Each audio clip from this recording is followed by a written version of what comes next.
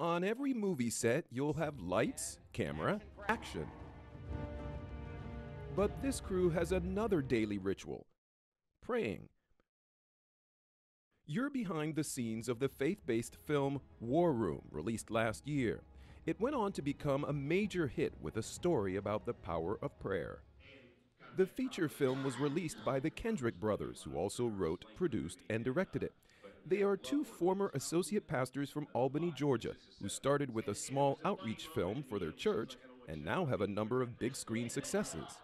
You're finding in the last decade more organic faith films being made, and the production quality is getting better and better every year that goes by. We have access now to some of the special effects gear at, for a few $1,000s that Hollywood used to only have for $500,000. And so people are realizing this is a powerful, impactful, legitimate genre that's touching lives. It's not just pastors and pulpits, which we need, but it's now telling stories and parables, if you will, visually on a movie screen. Their first project, made for $20,000, was Flywheel, a story about a dishonest used car salesman who turned his life around. Dozens of church volunteers helped make it happen, but they barely delivered it on time. By the time we finished the edit and burned the first DVD to take to the theater, we realized we haven't even watched it all the way through. It sold out the first night, and to the surprise of the theater manager, kept doing well. He said, can we extend it another week? And he kept calling us every Monday saying, we want to extend Flywheel another for 6 weeks. They've now released 5 films. Their budgets have increased with every new project, but their mission remains the same. We do ministry through movies and desiring to impact people's lives at a heart level. That's what many of these movies have in common. They are unapologetically Christian. You don't have to read between the lines to find faith. They only make up a fraction of the overall feature film market, about 1% last year and a little more than 2% the year before. But those numbers represent hundreds of millions of dollars, and business is booming. War Room was made for $3 million. Its domestic total, $68 million. God's Not Dead, another big feature film about standing up for your beliefs, was produced by PureFlix Entertainment for $2 million. It's made $61 million. We definitely didn't think God's Not Dead was going to be as big. What's driving these numbers? Michael Scott, a partner and producer at PureFlix, says the message resonates with a wide faith audience that has been hungry for good biblical content. If you look at, the American population, half or more, they said they confirm that they're Christian. So it's a huge niche. And these films, I think we're just seeing the beginnings of what these films can do at the box office. Churches play a big role too. Influential pastors are often consulted before movies are released. They in turn promote them to their congregations and often buy up large blocks of tickets. Ultimately, in order to get the grassroots really working and moving on these films, we need the pastors, and they're the gatekeepers. And so if the film won't go past the gatekeepers, it's never going to reach the consumer. People need to wake up to the fact in Hollywood that there's an audience out there. Actor Kevin Sorbo, who identifies himself as Christian, is not only known as the star of the 1990s TV series Hercules, but also for roles in faith-based films like Soul Surfer, Abel's Field, Gallows, and God's Not Dead, where he played the role of an atheist philosophy professor. She died believing a lie. She died believing that someone out there loved her even while he was strangling her to death. God who would allow that is not worth believing in. I like Stopped all the time now because of the faith-based movies. People say, please make more of that. They come up to me and they say, we love this. We want more. Please tell Hollywood to make more like this.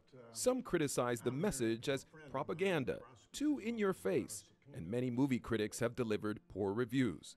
But investors drawn by faith and finances are taking a much different view. The success of these films has created new opportunities.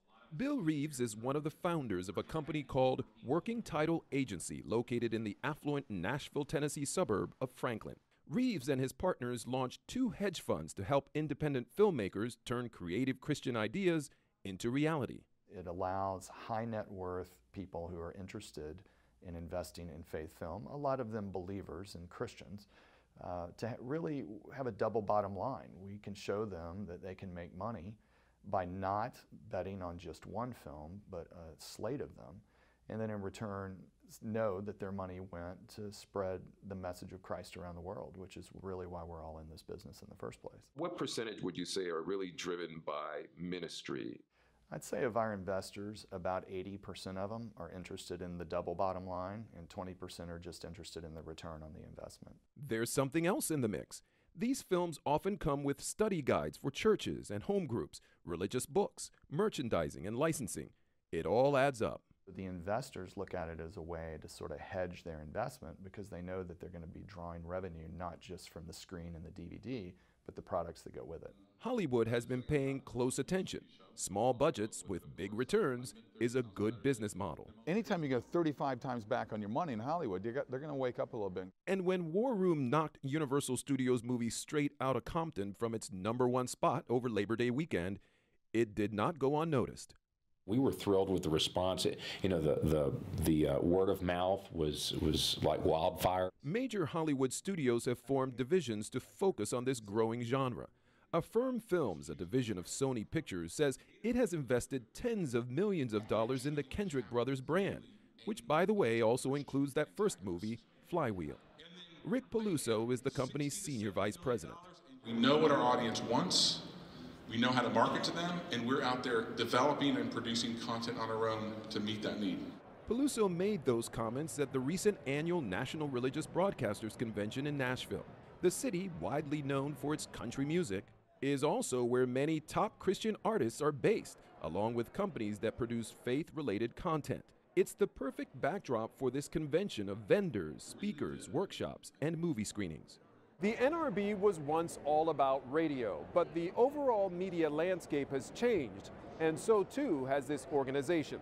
For the last 3 years, there's been a big emphasis on faith films and making it in the movie business. NRB President and CEO Jerry Johnson says it's paying off. We've got 15, 20 studios here this morning, and we're pitching scripts. NRB members are pitching scripts to these major studios. We had last year, a major studio picked up an option on one of the Christian scripts that was proposed. And then in the afternoon, it's professional development, good acting, good directing, good distribution. So we're all in. Not every movie will hit a home run. In fact, some have lost money. But there's a track record that the industry says proves what is happening in theaters all across the country is not a fluke.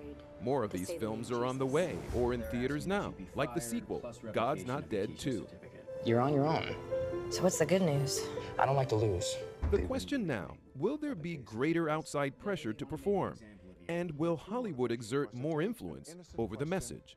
I think you're always going to have that problem. I think you get big studios that come in, you know, they have their machine, but this audience and what they want is different. As soon as you deviate from what people view as the biblical, that's when you start to lose the church. And to lose the church is to cut off the very pipeline that helps fill seats, move related products, and multiply that double bottom line. For Religion and Ethics News Weekly, I'm Dan Lothian in Nashville.